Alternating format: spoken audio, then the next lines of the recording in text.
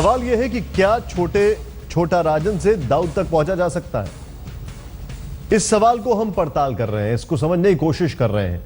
लेकिन छोटा राजन को जिस पुलिस ऑफिसर ने पकड़ा, यहां तक कि आपको यह बताना चाहेंगे कि कैद खाने तक आज तक पहुंच गया है जहां पर उसे रखा गया है।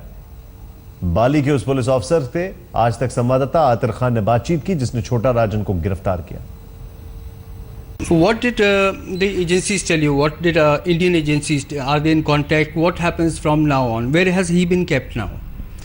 He is now in Bali Region Police. The higher office from my office. Right. And seeing is in a good condition, I think, because Indonesian police will take care about him. Right. So what happens to deportation? When does he go? Can you tell us more about the process of deportation to India?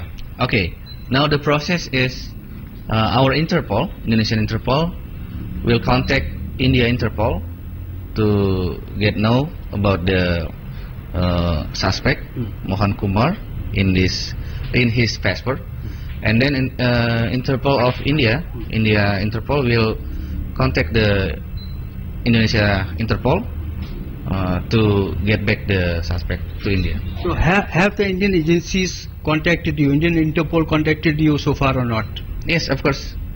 Indonesian Interpol has been contact me and give the information that India Interpol will get back him to India. So how long will it take for him to go back to India now?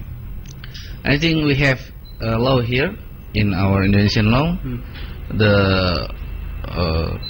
The day of the arrest is about 20 days. So before 20 days he have go back to the India. Okay.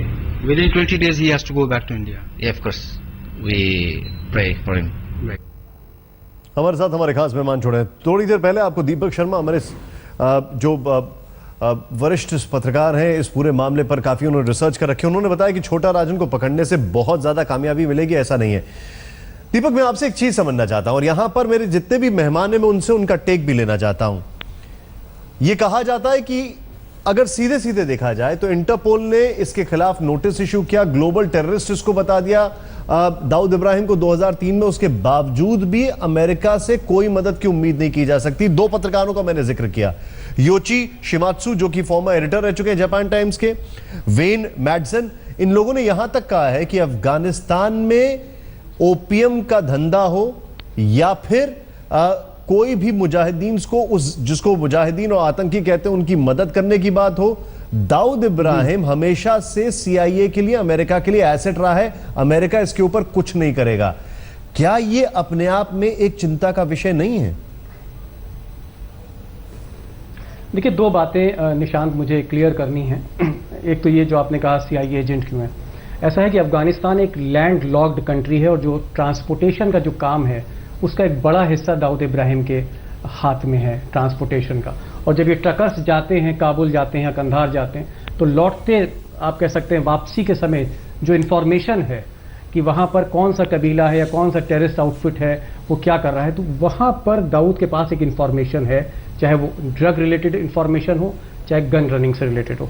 तो इसलिए वो एक strategic asset ISI के लिए भी है, CIA के लिए।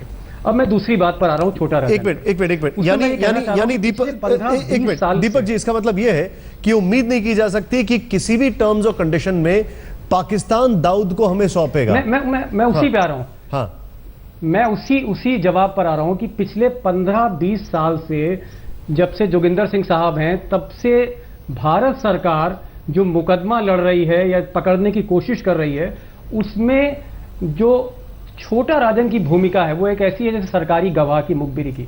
चाहे इंटेलिजेंस ब्यूरो हो, चाहे सीबीआई हो, चाहे एटीएस हो, चाहे क्राइम ब्रांच हो, सब के सब छोटा राजन गिरोह पर निर्भर हैं दाऊद को पकड़ने के लिए। दुबई में शरद शेट्टी को मारा गया, जो फाइनेंसर था दाऊद इब्राहिम का, छोटा राजन ने मरवाया।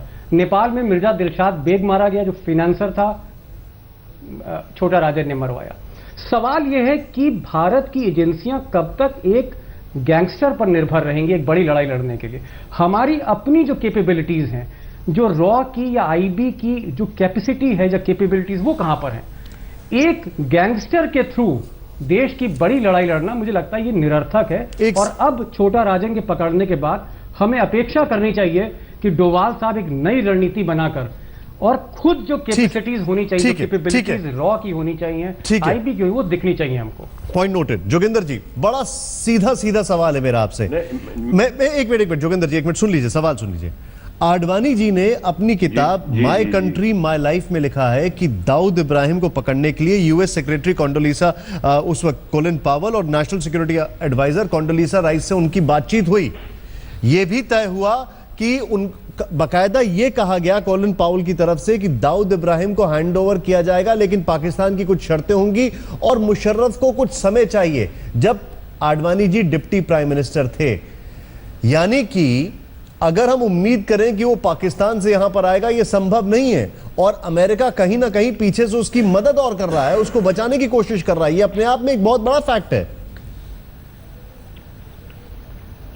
पहले सवाल का जवाब ये है, देखिए ये छोटा राजन जो है, छोटे शकील ने इसको 2000 में बैंकॉक में मारने की कोशिश की थी। इसको समझते थे कि एक मोल इन द एंटायर ऑपरेशन है, काफ़ी चीज़ें इसको पता है, बता सकता है।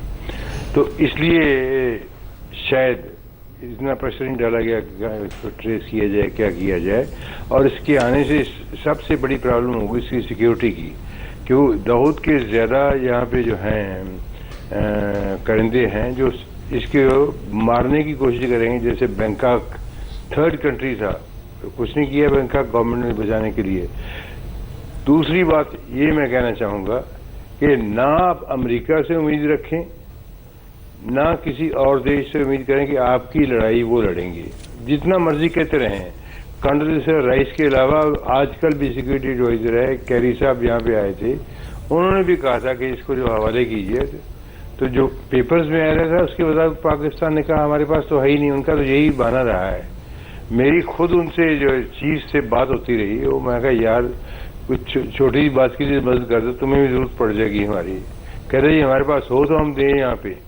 तो अब मुश्किल ये है कि आप जो कहते हैं कि ओसामा बिन लेडन जैसा कोई ऑपरेशन होना चाहिए, एक तो हिंदुस्तान के पास ऐसी कोई कैपेसिटी नहीं है। मैं आ रहा हूँ आपके पास। दूसरे कोई नहीं, मैं एक सेकंड साहब, दूसरी बात ये है कि ऐसा हुआ तो पाकिस्तान भी जो है, लेकिन go to war even for this thing, वो उनका तो मोरा है, उसको यूज करते हैं, उसके कंटेक्ट्स हैं यहाँ पे। और हमारी पॉलिसी सरकार के भीतर रही है, willing to strike but afraid to wound. वो बातें जरूर करते हैं पर एक्शन लेने का जब ठीक है, एक चीज है, एक सेकंड सर, आपने पॉइंट रखे, ठीक है, आपने पॉइंट रखे। मीम अफजल साहब, एक अटेम्प्ट हुआ था जब नरसिम्हा राव जी की सरकार थी, कराची बकायदा एक स्क्वाड फ्लाई किया गया, और जब उस स्क्वाड को अपने एक्शन में आना था, एक फोन कॉल आता है और सारी चीजें रुक जाती हैं। एक वो बात है। दूसरी बात 2013 में जब विक्की मल्होत्रा, जो छोटा राजन का शार्प शूटर है, फरीद तानाशाह जिसका मर्डर कर दिया गया 2010 में, थोड़ी माफी चाहूंगा, जिसको बाद में मर्डर कर दिया गया, ये एक फ्लाइंग स्क्वाड, ये एक स्क्वाड था जिसको तैयार किया गया। इसको बॉम्बे पुलिस के एक ऑफिसर के कहने पर इन लोगों को अरेस्ट कर लिया गया और ये उसको असैसिनेट, उसको मार ही नहीं पाए। क्या दाऊद का कोई इंटरनल नेटवर्क है जो पुलिस में है, पॉलिटिक्स में है, या कहीं पर ऐसा है जो उसको बचा रहा है? क्या कहेंगे आप मीम अफजल साहब? हिंदुस्तान की बात हो रही है, हम पहले एक्सटर्नल तो हमने बात कर ली अमेरिका नहीं, हमारे पास कानून ही नहीं है। नहीं, मेरा सवाल मीम अफजल जी से, एक मिनट मीम अफजल जी।